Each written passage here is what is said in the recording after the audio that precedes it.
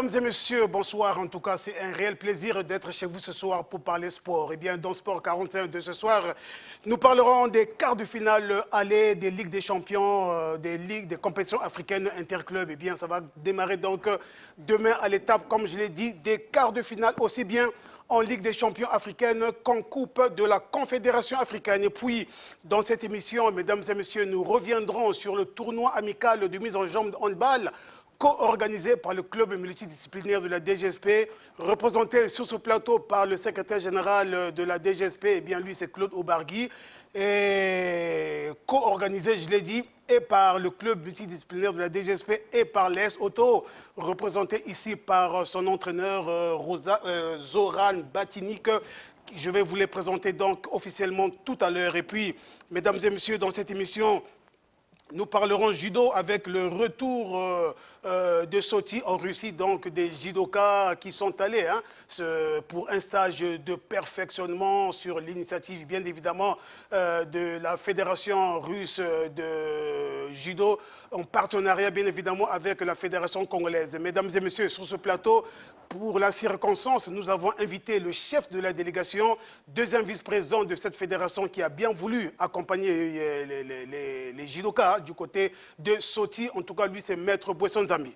Maître Bouesson, bonsoir. Bonsoir, monsieur le maire. Je vous l'ai dit, mesdames et messieurs, nous parlerons handball et pour la circonstance, nous avons donc invité le secrétaire général de la DGSP handball. Lui, c'est Claude Aubargui. Claude, bonsoir. Bonsoir, monsieur. Et pour le compte de l'AS Auto, mesdames et messieurs, nous avons sur ce plateau l'entraîneur de l'AS Auto, qui n'est autre que monsieur Zoran Batinik. Coach, bonsoir. Bonsoir.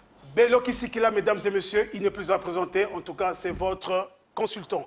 Mesdames et messieurs, le décor ainsi planté, nous allons très rapidement aller dans le développement de cette émission Sport 45. Eh bien, comme annoncé dans la vitrine, nous parlerons des compétitions africaines interclubs qui sont arrivées à leur étape des quarts de finale. Alors donc, Bello, demain déjà, ça va chauffer avec les quarts de finale aller en Ligue des Champions. Oui, Donald, après la trêve internationale, c'est déjà demain que les clubs africains vont rentrer en compétition à l'étape des quarts de finale. Et nous allons donc commencer avec la plus prestigieuse, qui n'est autre que la Ligue des Champions. Voilà. Où les matchs vont se jouer demain mardi. Donc, nous aurons quelques affiches, nous allons vous présenter rapidement. Le Mamelodi Sundowns d'Afrique du Sud. Le diapo, s'il vous plaît, du côté de la régie. Oui, le Mamelodi Sundowns d'Afrique du Sud qui va recevoir l'Espérance de Tunis et le Al Ahly d'Égypte qui va recevoir le Al Hilal Omdurman, le Mouda Club d'Alger qui sera face au Orlando Pirates d'Afrique du Sud et enfin le Pyramide d'Égypte qui va recevoir les Marocains de l'Asfar. Et nous allons vite enchaîner en coupe au CAF de la Confédération où les Sud-Africains de Stellenbosch qui seront là toute leur première participation en cette compétition vont recevoir les Zamalek d'Égypte et les Égyptiens de Al-Masri vont recevoir le Simba de la Tanzanie et la SEC Mimosa, la Côte d'Ivoire, va recevoir les Marocains de RS Berkane. Et enfin, le CS Constantine d'Algérie sera face aux Algériens de l'USM Alger. Vous allez comprendre que c'est un derby algérois que nous allons suivre pour clôturer la journée de demain concernant les quarts de finale de la Coupe de la Confédération. Alors, Bello, difficile de pronostiquer en pareille circonstance parce que n'arrive pas à cette étape de la compétition qui le veut. Oui, lorsque vous voyez le tableau, vous allez vite remarquer que non, c'est les meilleurs clubs qui sont arrivés à cette étape où nous retrouvons les habitués. Et surtout, il faut dire le tenant du titre qui est une autre que le Al Hilal d'Égypte, qui est le recordman au nombre de trophées. Mais il faut aussi compter sur le Mamelodi Sundowns qui a remporté la toute dernière compétition de la Super Ligue africaine organisée par la CAF, la toute première. Donc c'est une équipe qui va vouloir montrer aux yeux de l'Afrique qu'il peut aussi gagner la Champions League africaine. Mais aussi, il faut voir les Égyptiens de Pyramide qui revient en puissance avec l'attaquant congolais Kalala Mayele qui veut à tout prix montrer aux yeux de l'Afrique que non, c'est maintenant l'heure des Égyptiens de Pyramide de gagner, d'inscrire le nom sur la lettre d'or de la Ligue des champions africaine. En tout cas, mesdames et messieurs, le tout va donc être connu demain avec bien évidemment les demi-finales et les quarts de finale aller de ces compétitions africaines interclubs avec bien évidemment la plus prestigieuse qui n'est autre que la Ligue des champions. Voilà, nous allons après toujours rester dans le volet football, cette fois-ci chez nous, pour parler, Bello, de ce feuilleton qui est loin d'être terminé entre la Fédération congolaise de football et le ministère des Sports. En tout cas, nous étions tout dernièrement du côté du ministère des Sports pour cette ordonnance de rétractation exigée par le comité exécutif de la Fédération congolaise de football En tout cas, jusque-là, Bello, c'est le statu quo. Oui, Donald, sans vous le cacher, vous savez, dernièrement, je l'avais dit ici que ce feuilleton est loin d'être terminé. Bello, sans te couper, nous allons essayer de rafraîchir la mémoire de nos téléspectateurs en allant du côté du ministère des Sports pour aller voir ce jour-là le spectacle qu'il y a eu lorsque le directeur de cabinet du ministre en charge des Sports tenait mordicus à remettre les clés du siège et des véhicules de la FECOFOOT à l'un des vice-présidents de cette fédération, qui n'est autre que Boniface Karl Malalou. Et nous reviendrons pour justement en savoir davantage sur la suite de ce feuilleton. Exactement. Mesdames et messieurs, nous allons partir du côté de la régie pour aller une fois de plus revivre ce qui s'est passé ce jour-là au cabinet du ministère en charge des Sports. Suivez.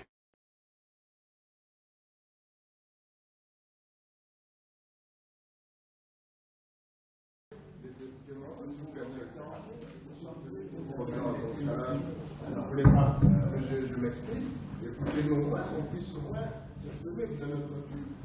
Si vous voulez, la cérémonie a été faite. Nous avons, monsieur le justice, ici, vous avez toutes les clés. Les clés concernant le siège, c'est, je crois, 125 clés, c'est ça? 135 clés pour les 20 sièges concernant 20 clés pour les contacts. un constat dressé par l'huissier va être également mis à votre disposition. Maintenant, au-delà de ça, vous avez ici les clés du portail parce qu'elles n'étaient pas comptabilisées. Avec tout le respect que je vous dois, monsieur le directeur du cabinet, je parle devant un auxiliaire de la justice, il connaît comment ça se passe. Nous avons été mis dehors suivant une décision de justice. Et monsieur, nous pouvons réintégrer le garant, la oui, le garant du sport, c'est l'État. Oui, tout à fait. Voilà. C'est une note administrative, monsieur. Je suis désolé. Le garant du sport, c'est l'État. Et l'État vous a dit pour recouvrer le siège. Tout ce qui est procédure judiciaire est en cours. Oui, voilà. Nous ne pourrons réintégrer une fois que cette décision a été rapportée par le tribunal qui avait rendu l'ordonnance. Je suis désolé. Vous êtes venu pour recevoir les clés. Non, je suis désolé, un je ne constat qui a été désolé. dressé. Il va être mis à votre disposition, ce constat. Il est huissier de justice. Ce constat va être mis à votre disposition. Nous ne prenons pas ces clés. Alors, ça Tant veut dire que les décisions de justice n'ont pas été rapportées, il faudrait, monsieur, entendons-nous bien. Oui. Entendons-nous bien. Tout le monde peut noter ici que le ministère, que le ministre, puisque j'agis en son nom et pour son compte, qui est garant du sport dans notre pays, qui est garant des conditions de déroulement de ce sport, a décidé et enjoint la commission ad hoc d'engager un certain nombre de démarches et par la même occasion a enjoint la commission ad hoc de mettre à la disposition du ministère les clés à l'effet que le représentant du ministre que je suis vous les remette. Alors, si vous ne voulez pas les prendre, comme vous êtes en train de faire, alors ne faites plus de communiqué de presse disant que vous n'avez pas pris les clés, que les clés ne vous ont pas été remises. Nous sommes devant une démarche qui est simple, celle de la remise des clés en même temps que la commission ad hoc a, tel que monsieur le ministre l'a demandé, engager la procédure judiciaire à laquelle vous faites allusion. Voilà. Donc, veuillez récupérer ces clés et si vous avez un souci, tout à l'heure, on va se retrouver avec monsieur le ministre et vous pourrez évoquer toute autre préoccupation. Donc, ayez la courtoisie. Ayez déjà la courtoisie et l'obligeance de prendre ces clés. D'abord, je voudrais remercier effectivement monsieur le ministre pour tous les efforts entrepris pour mettre un terme à ce différend. Et nous en sommes très reconnaissants et c'est une bonne chose pour les jeunes sportifs congolais. Et il n'y a pas que le monsieur le ministre, il y a bien d'autres personnes qui ont probablement contribué à cet effort. Mais vous comprendrez très bien que nous ne pouvons pas prendre les clés dans les conditions actuelles tant que les procédures judiciaires n'ont pas été rapportées, notamment la fameuse ordonnance qui avait autorisé la commission ad hoc de nous mettre dehors. Voilà. Donc nous, le seul hic, c'est celui-là. Donc tant que nous n'avons pas une décision contraire qui nous rétablit, Vous comprendrez très bien. Sinon, moi j'ai une proposition à faire. On prend les clés, on les laisse entre les mains de l'huissier de justice. Les deux huissiers sont là et les deux vont faire un procès verbal, mais les clés resteront entre les mains de l'huissier de justice du ministère. Et une fois que nous avons toutes les décisions rapportées, dans ce cas-là, on viendra avec notre huissier de justice qui est là présent, récupérer les clés. Voilà la proposition que je peux éventuellement faire. Malheureusement, ce n'est pas vous qui décidez. Vous Je faites décide une pas, je proposition. propose, monsieur. Vous faites une proposition, Voilà. et nous avons dit qu'il y a 2 étapes. Et je crois que vous êtes même au courant du contenu du courrier que le ministre a adressé au président de la commission ad hoc. C'est clair. Demander d'engager la démarche auprès du tribunal de grande instance afin de se dessaisir de toutes. Voilà. Et toute autre action à mener. Et demander aussi que les clés soient remises. Et les clés sont à votre disposition, monsieur. Hein? Le constat, les 2 huissiers peuvent se retrouver pour constater que ce qui est également constaté dans le procès verbal est conforme. Et après, vous serez avec le ministère pour regarder toutes les autres préoccupations si elles ne sont pas réglées comme vous le souhaitez. Voilà. Donc nous vous remettons, monsieur, les clés. Ça, et si vous permettez, je voudrais m'en référer au président, parce que moi je ne peux pas. Et en plus, monsieur l'huissier de justice, c'est un officier de la justice, on ne peut pas faire un constat de manière unilatérale. Un constat, ça se fait de manière contradictoire. Donc, monsieur, vous nous proposez un procès verbal de constat. Non, je suis désolé. De justice qui est là. Oui, non, non, mais là, vous avez un PV qui est déjà établi. On ne sait même pas qu'est-ce qu'il y a écrit là-bas, alors que ça aurait dû être fait de manière contradictoire. Ah non, Il est mis à votre Bon, je vais, si vous permettez, je vais en référer au président et puis je verrai ce qu'il en pense. Mais pour nous, la position, c'est ça. Vous saviez que vous veniez pour récupérer les clés. Oui, monsieur, mais notre position, c'est celle que je vous ai donnée. Si vous aviez, au lieu de faire le spectacle que vous faites maintenant, vous auriez pu vous rapprocher du ministère pour évoquer toutes ces questions qui vous paraissent...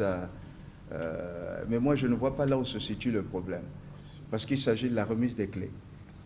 Entre les 2 huissiers, ça peut être consigné et les clés sont là. L'autre procédure, elle est d'ordre juridique et vous avez vu le courrier. Alors, maintenant, monsieur, veuillez récupérer, parce que j'ai l'impression que peut-être que vous n'êtes pas la bonne personne qui devrait être là, parce que vous êtes en train de prendre une démarche qui n'est pas dans le bon côté. Non, la démarche a été arrêtée. Moi, ce que je vous ai proposé, les 2 huissiers vont dresser un procès verbal, et je propose que ces clés demeurent entre les mains de l'huissier, le vôtre, et... voilà, les 2 huissiers se retrouvent. Voilà. Et vont faire. Voilà. Où est votre huissier? Il est là. D'accord.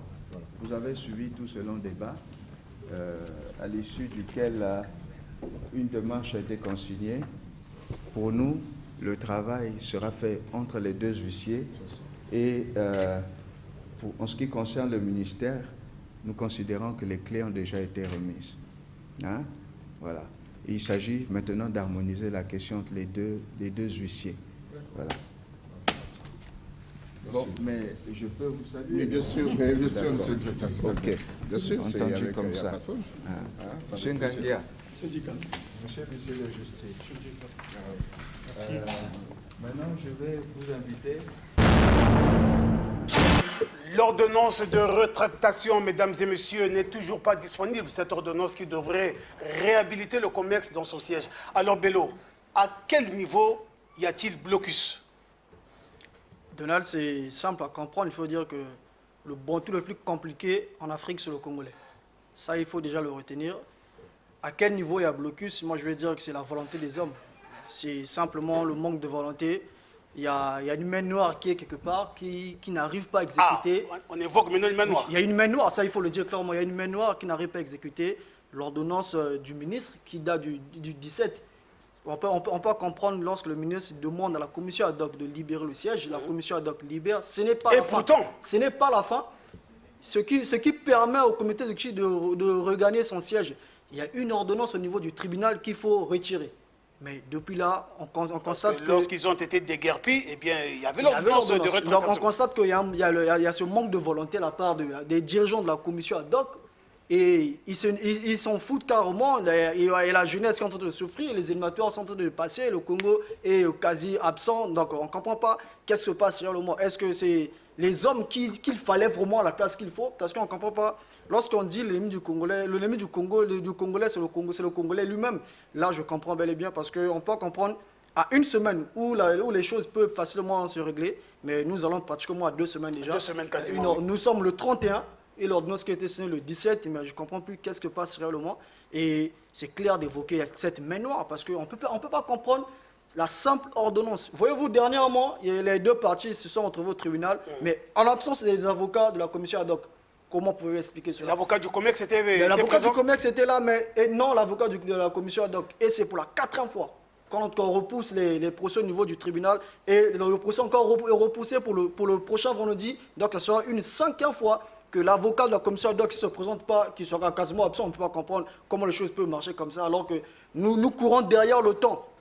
Nous devons éviter à tout faire la sanction Notre finale. souhait est que cette de la suspension FIFA. soit levée. Mais en pareille circonstance, ça C'est un devient peu compliqué. difficile. Ce feuilleton nous cache énormément de choses qu'on est en train de découvrir semaine après semaine. Et on parle d'une conférence de presse du COMEX ce mercredi, confirmé?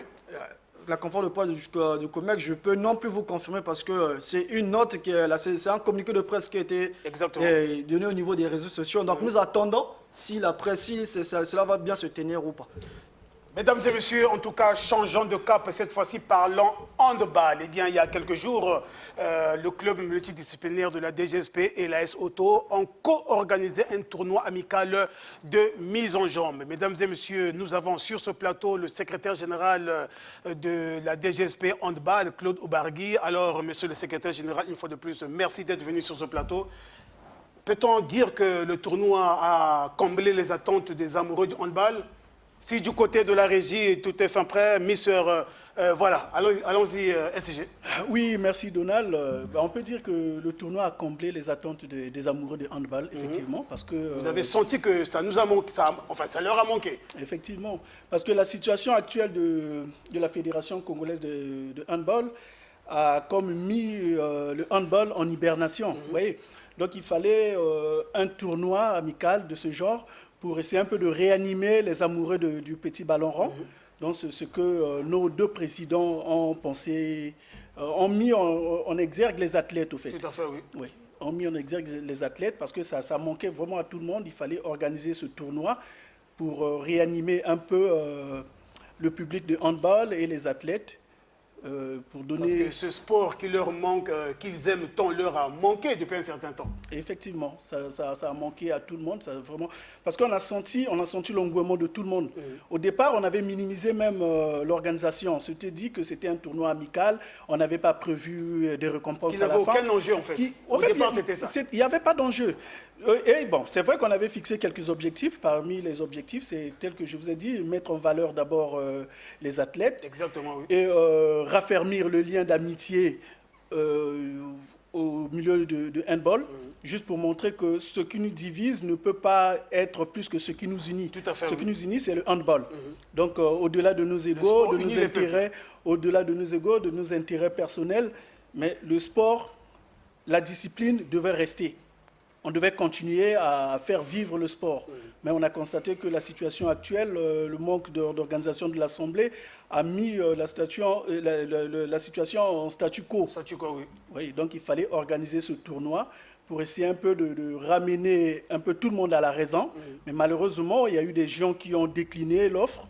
Nous étions ouverts à tout le monde, à tous les clubs. Tous les clubs pouvaient prendre part à ce tournoi. Donc on n'avait pas de très bonne occasion, normalement. On n'avait pas de parti pris. Nos présidents nous avaient dit que c'était pour tout le monde. C'est pour cela qu'on avait associé la Ligue dans l'organisation, parce qu'au départ, c'était l'idée de deux clubs pour faire vivre un peu, pour regarder un peu le niveau du travail effectué durant ce temps de repos. Avec les nouvelles recrues, il faut laisser de regarder.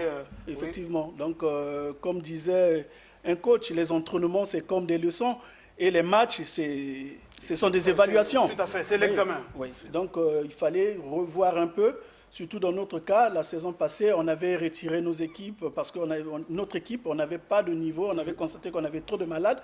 Donc on avait lancé un processus de restructuration. Tout à fait, oui. Donc il fallait voir un peu le travail que les coachs ont eu à faire avant de se lancer dans les vraies compétitions. Donc c'est pour cela qu'on avait pensé organiser ce tournoi de mise en jambe qui était très bénéfique, qui était très très bénéfique pour nous parce que ça nous a permis de jauger le niveau du travail abattu par les coachs et de projeter encore ce qui manque, ce qui a manqué, de corriger ce qui a manqué. Et c'était très bénéfique pour nous. Un autre tournoi de ce genre serait la bienvenue. Oui, oui, on envisage. Tant que la situation ne sera pas résolue, Au niveau fédéral, au oui. niveau fédéral, bien évidemment, tant que la situation ne sera pas résolue, nos présidents pensent à organiser encore davantage ce genre de tournoi pour maintenir les athlètes en condition, pour maintenir le niveau, l'ambiance de handball. Ah. Ouais. Donc on envisage de l'organiser même partout, hein, s'il le faut, partout dans tous les départements. Ah oui, s'il pas y a des seulement au moyens. Brazzaville. Ouais, pas seulement à Brazzaville. Tout à fait, oui. Donc parce qu'on veut faire Puisque revivre le lorsqu'il y a le handball. championnat national, il y a des équipes qui proviennent de partout, notamment de Effectivement, Pointe-Noire. effectivement. Ouais. Donc nous voulons organiser, si la situation reste telle que ça est, nous allons organiser encore d'autres Un tournoi tournois. de ce genre, cette fois-ci en associant les clubs des autres départements, si possible. Si possible, bien sûr. Si possible. Si possible, en associant les clubs des autres départements. Pourquoi pas se déporter dans d'autres départements pour faire vivre Mais aussi tout à fait. l'ambiance de Tout à fait. handball. Ouais. Ouais. Donc c'est pas impossible. Mesdames et messieurs, nous avons sur ce plateau l'entraîneur de l'ES Auto, Zoran Batinik. Coach, merci d'être venu sur ce plateau. Merci à vous. Alors, coach, est-ce que techniquement parlant, vous vous êtes retrouvé lors de ce tournoi de mise en jambe? Mais Au bien niveau, sûr. bien évidemment, de vos clubs, hein, parce que vous avez et les filles et les garçons. Et les garçons, Voilà. oui. Bah, c'est normal. Regardez, techniquement regardant, et moi je le regarde seulement techniquement, un athlète qui entraîne plus de 2 mois sans aucun match devient moralement, psychiquement très faible. Exactement. Oui. Ça veut dire que ses capacités tombent. Surtout que nous sommes dans une période de préparation. Ça veut dire après cette période de préparation où on avait beaucoup de la physique, revenir en forme, car la pause, elle est assez longue. Pour certains Exactement. clubs, elle Ah était oui, plus de très 5 longue. mois. Allez, pour nous, elle n'était pas plus de 3 mois. Mais déjà, 3 mois, c'est trop. Après un mois de pause, de repos, chaque jour, il nous faut 3 séances pour récupérer ce qu'on avait avant l'arrêt. Ça veut dire si on a perdu 2 mois sans entraîner, il nous faut au moins 6 mois après pour revenir à la forme qu'on avait auparavant. C'est pour ça que moi, voilà, c'est un grand merci, un énorme merci à nos présidents qui ont su tous nos petits projets qu'on avait eus à cause de ces athlètes qui doivent avoir des matchs. Dans une saison, un athlète qu'il puisse monter sa forme et garder la forme qu'il a, il doit avoir au moins 35 matchs par saison. C'est le minimum. 35 matchs par saison. C'est un minimum, C'est un minimum. pour garder et pour évoluer dans les performances. Malheureusement, nous, au Congo, on n'a pas ça. Si on calcule la mise en jambe qu'on avait l'année dernière, que la Ligue avait organisée, puis le championnat départemental de la Ligue, où c'est le gros des matchs, nous parlons d'un championnat national où nous avons 5 matchs seulement. Est-ce que c'est, pour moi, c'est pas normal qu'en 5 matchs, on reçoit le champion du pays? Notre champion départemental est beaucoup plus évolué. Pourquoi? Il y a beaucoup plus de matchs, il y a beaucoup plus de compétitions. Ça veut dire que rentrer dans le championnat national avec 5 matchs, et là-bas on en avait 10, et avec le tournoi de mise en jambe, nous on n'a pas fait plus de 20, 22, 23 matchs. Avec 22, 23 matchs, nos équipes, que ce soit la DGSP, que ce soit Otoyo, on doit sortir dans le championnat d'Afrique. Est-ce que nos athlètes sont prêts de concurrencer, par exemple, C'est la les grosse Angolaises interrogation. où ils ont 40 et quelques matchs dans une saison, oui, de concurrencer les Égyptiennes qui ont plus de 40 matchs dans une saison, Les Tunisiennes qui sont autour de moi. Tunisiennes aussi, puisque leur ligue, elle est beaucoup plus grande. Il y a 12 clubs qui sont en compétition. Ils ont la coupe, ils ont le play-off. Il y a beaucoup plus de matchs. Alors, ces tournois-là, Moi, j'étais toujours pour proposer que, surtout maintenant, on a cette situation un peu ad hoc où notre championnat devait commencer, en général, commence en février. Ce qui est peut-être même déjà assez tard. Mais allez, on attendait février. Nous, on est maintenant en mars, nos athlètes n'entraînent pas Nous sommes et déjà ne en jouent avril. pas. Ah oui. Voilà, Déjà en avril. avril. Alors, si on a passé ces petits tournois, on avait préparé un petit tournoi qui est à la fin vraiment un énorme plaisir de voir tous les gens qui sont venus là-bas regarder, car le handball, c'est un sport congolais. Hein. Ah oui, Le Congolais aime le handball. Les plus grands résultats que le Congo a eu dans les sports collectifs, ce sont dans le handball qu'il y a eu. Alors, on doit seulement un peu le remettre. Tout le monde parle de la crise du handball. Moi, je ne vois pas la crise. Si vous êtes venu un peu regarder ces matchs, vous avez des jeunes équipes. Moi, j'étais super satisfait de voir une équipe d'académie qui est très très jeune, qui est apparue première année en senior, ou une équipe de ASOC qui est pareil, formée de la plupart des joueurs de juniors de l'année dernière qui ont fait une très belle compétition, un très beau tournoi. Et ça me fait plaisir, ça veut dire que nous, il n'y a pas de crise. Il faut seulement travailler et continuer dans les projets, attendre que cette situation un peu malheureuse pour nous, les techniciens, car nous, vous savez, les clubs sont un peu surpris maintenant. Quoi faire? Est-ce qu'on doit se renforcer? Est-ce qu'on doit amener des joueurs? Et on n'a pas de championnat national. À quoi nous servent ces joueurs? Exactement, oui. Voilà. Ça vous laisse un peu dans Alors, qu'est-ce que c'est? toute cette situation nous met, mais on espère, on est là pour travailler, on est là pour vivre le handball. Et c'est pour ça, merci beaucoup à la Ligue qui est venue en aide à notre idée. Organiser DGSP Bien sûr, en partenariat voilà. avec l'organe technique. Bien sûr, qui ne rentre que la Ligue. sans la Ligue, nous ne pourrions pas peut-être le mettre à ce niveau-là.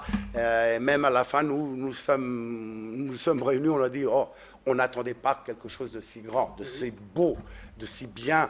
Alors, on a un peu changé à la fin, un peu donné des récompenses pour que ces clubs et ces athlètes comprennent qu'on ne les a pas oubliés, que le handball doit vivre et qu'il vit. Et comme le SG vient de dire, il ne faut pas seulement rester à Brazzaville. Il y a beaucoup de régions, je sais, qui sont des dernières années peut-être mis un peu de côté. Mais techniquement regardant, moi je regarde, je suis maintenant avec l'équipe des garçons cette année. Pas 98% de mes joueurs viennent par exemple de Pointe-Noire ou de Dolisie ou de quelqu'un. Même chez les filles, c'est presque pareil. Alors, mais ces régions, on doit les revivre, on doit leur donner les moyens de remettre le handball en fonction du bien. Moi, je ne vois pas où est le problème d'avoir vraiment deux présidents, deux grands clubs, deux équipes fortes comme la DGSP et Otoyo. Si on regarde un peu les autres pays, dites-moi, regardez un peu le championnat de l'Angola. L'Angola, meilleure peut-être sélection et pays chez les dames. Mais ils ont seulement deux clubs. Ils ont seulement Petro et Primeiro. Mais personne ne gêne ça. Ça ne leur gêne pas. C'est eux qui donnent l'équipe nationale, c'est eux qui prennent toutes les coupes. Mais il y a beaucoup d'autres clubs. Mais ces autres clubs fonctionnent pour Petro et pour Primeiro. Vous savez, prenons l'Égypte. On a Al-Ahly, on a Zamalek. On a deux grands clubs. Les autres seulement fonctionnent et donnent à ces deux grands clubs pour qu'ils aient ces résultats. Mais regardez seulement leur sélection, combien ils fonctionnent bien. Pourquoi ce ne serait pas bien de faire de la même manière chez nous ici? Bien sûr. Ça a déjà commencé. Hein.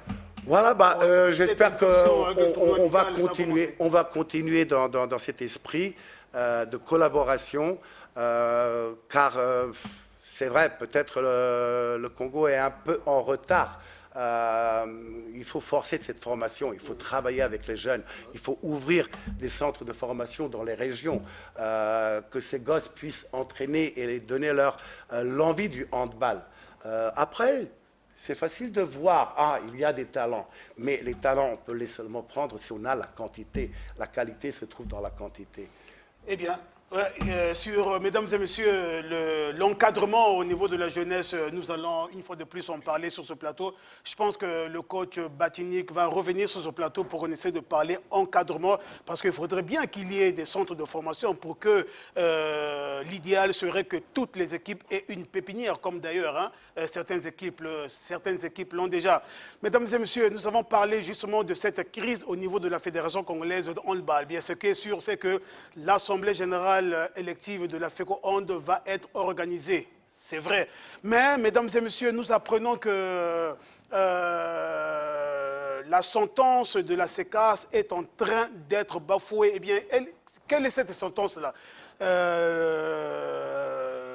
Le président de la Chambre de conciliation et d'arbitrage du sport, lors de sa dernière sentence, en tout cas, avait pris certaines mesures que devrait mettre en application la nouvelle commission électorale indépendante de la FECO, notamment les 3 clubs qui devraient être annulés. J'ai donc cité Petro, Kara et Avéré. Nous sommes ici avec le secrétaire général de la DGSP et Mr Bello, chroniqueur sportif. Nous allons parler, mais je m'en vais, mesdames et messieurs, vous rafraîchir la mémoire en vous proposant d'abord cette réaction, disons, à la sentence de la CECAS, lue ici par son président, Maître Michel Kaboul Maouta. Suivez. Sentence arbitrale. La Chambre de conciliation d'arbitrage du sport, par ses motifs, en la forme, se déclare compétente à connaître du litige. Déclare recevable la requête de M. Bingoudou Nzikou Avicenne Cléophas. Au fond, l'on dit bien fondé. En conséquence, disqualifie la candidature de M. Tanguy Yoka, colistier de M. Ayesen Dinga Yenge, candidat à la vice-présidence pour comportement incompatible aux valeurs cardinales olympiques. Les met à la disposition de la commission éthique du Comité national olympique et sportif congolais.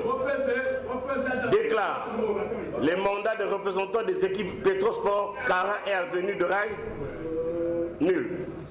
Déclare le résultat de l'Assemblée générale élective nul pour Olympiade 2025-2028. Disqualifie les membres composant la commission électorale indépendante. Ordonne la nomination de nouveaux membres de la commission électorale indépendante. Ordonne la convocation d'une nouvelle assemblée générale élective sous 8 heures.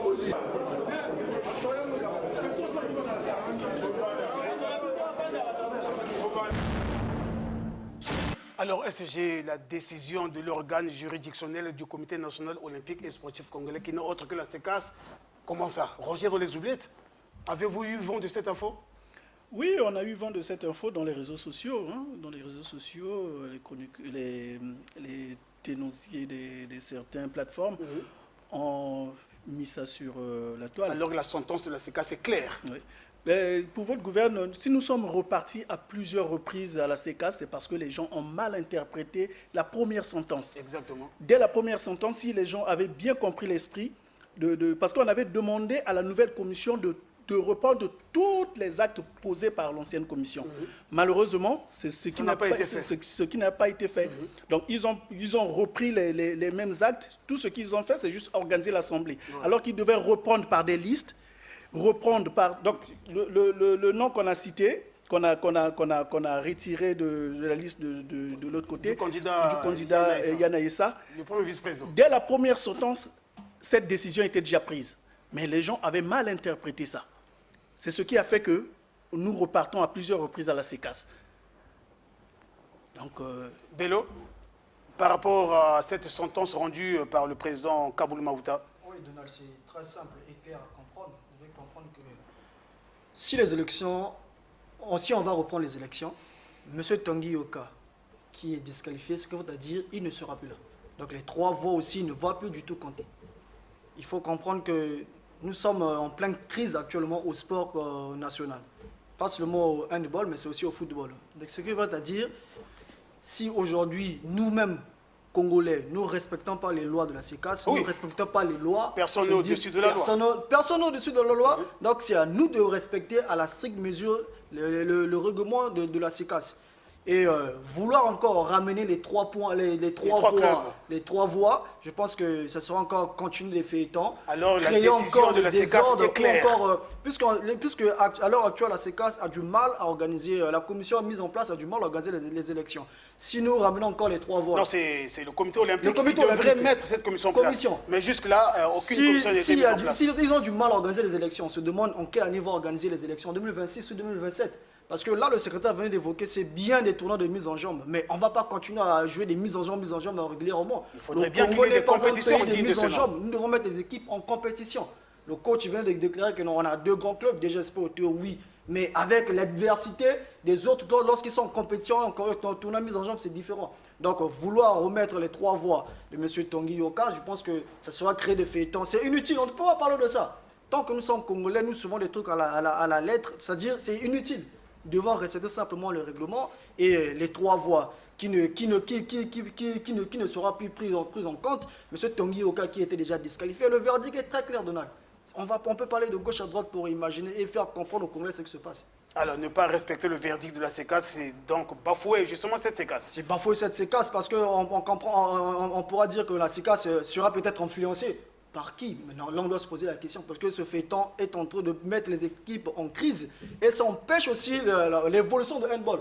Parce que c'est pas aujourd'hui, si on organise l'élection, qu'on revient, que tout va aller à la normale. Tout est bloqué là.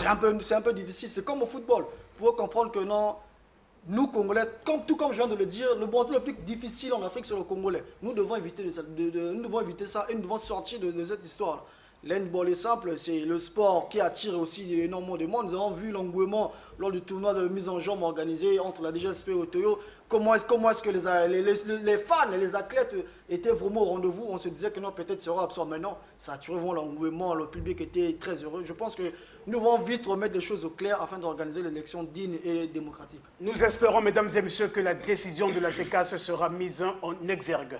Alors, mesdames et messieurs, nous recevons également sur ce plateau le 2e vice-président de la Fédération congolaise de judo et discipline associée, Maître Ghislain Allure Boissonzami. Alors, Président, bonsoir. Donald, bonsoir. Et soyez les bienvenus sur ce plateau. Je vous remercie infiniment. Alors, dites-nous, Président, vous avez été le chef de la délégation des judokas congolais Diable Rouge qui se sont rendus du côté de Sochi, c'est en Russie. Oui. Alors, dites-nous, il s'agissait de quoi exactement? Monsieur Donald, je pense que nous avons eu un peu de temps pour en discuter, mais il serait toujours de bonne loi à pouvoir rappeler ce qui nous a l'objet de notre départ du Congo pour Sochi, en Russie. Alors, vous savez que le judo congolais est en train de se perfectionner. Et dans le cadre de la recherche de la perfection, il faut nécessairement que les équipes ou les compétiteurs soient formés. Nous avons eu un partenariat avec la Fédération congolaise, la Fédération russe de judo, par l'entremise d'une fondation, la fondation... Du côté de la régie, prière de nous balancer quand même les images du retour de la délégation des judokas congolais. Oui, Maître Bousso. Par l'entremise d'une fondation appelée Africa Centrum, qui est patronnée ou encore présidée par le jeune frère Manzila Patrick, qui est le consul du Congo à Saint-Pétersbourg. Nous avons donc été contactés et nous avons travaillé d'arrache-pied jusqu'à ce que nous ayons réalisé ce projet qui a fait de sorte que nous réalisons ce déplacement ou ce voyage de Brazzaville pour Sochi, en Russie. Et nous avons passé pratiquement 2 semaines en Russie où nous avons été soumis à un rythme d'entraînement très accéléré en raison de 3 séances d'entraînement par jour.